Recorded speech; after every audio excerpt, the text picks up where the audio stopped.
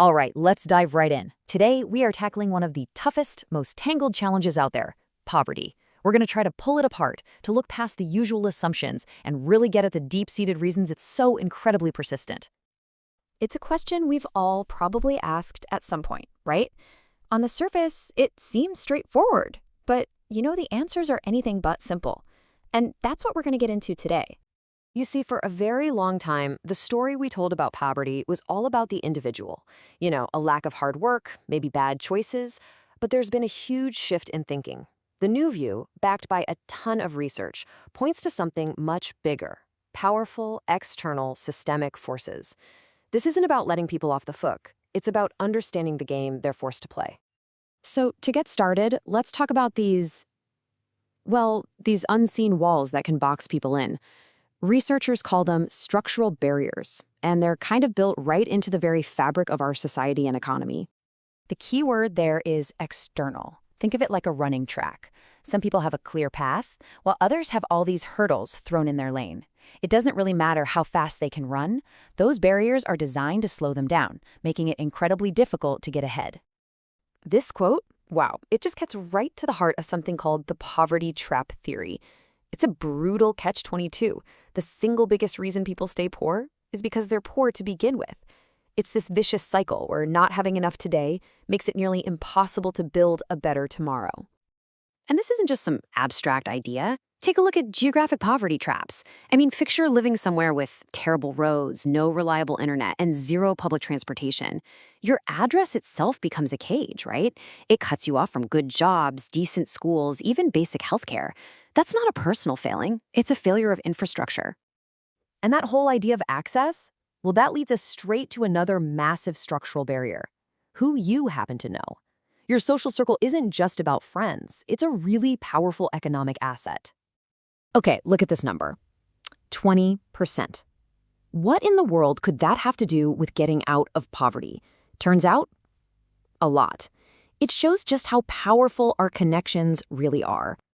So that 20%, that's the potential jump in future income for a child from a low-income family if, and this is the key, if they just grew up in a place with more friendships between lower-income and higher-income people. It's called economic connectedness, and it's basically a super highway to information, job leads, and opportunities you'd otherwise never even know existed.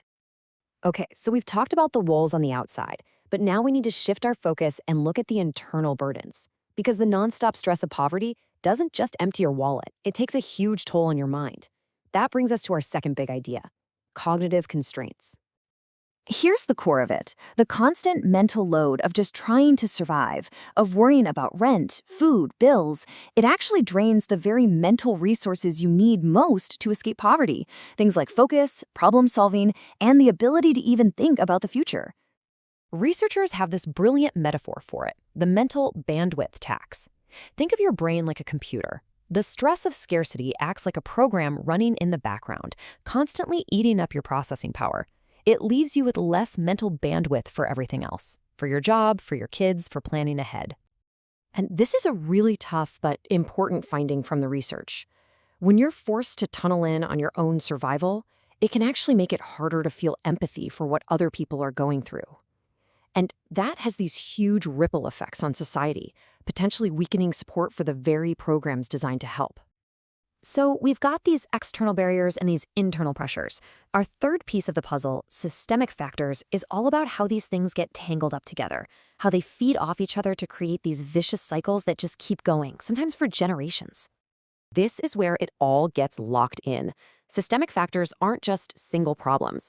They are these interlocking loops, woven into our major institutions: housing, education, the justice system, that just keep producing the same unequal results over and over again. This chart just lays it bare. It shows how one of these systemic factors works in the real world. For Black Americans born in the lowest income bracket, 42% stay there as adults. For white Americans, that number is 17%. The difference is it's enormous. It shows you how disadvantage gets handed down differently across generations. Let's look at another number: plus 10 years, a full decade. What could possibly change a person's life by a whole 10 years based on their income? Well, that's the gap in how long you live. 10 years. It's the difference between the richest 1% and the poorest 1%. This is what's called the health poverty feedback loop, and it is devastating. Being poor creates stress and limits access to care, leading to bad health. And bad health, in turn, destroys your finances and ability to work.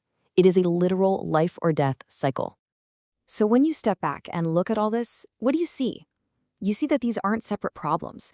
The neighborhood you live in, the tax on your mental bandwidth, who you know, your health, they are all part of one big interconnected system. Each problem makes the others worse. And that brings us to the single most important takeaway from all of this. Yes, personal effort matters. Of course it does. But it's almost never enough on its own to break free from this complex web of barriers. The fundamental problem isn't the individual, it's the system they are stuck inside. So if the problem is a whole system, the solution has to be too, right? It has to be integrated.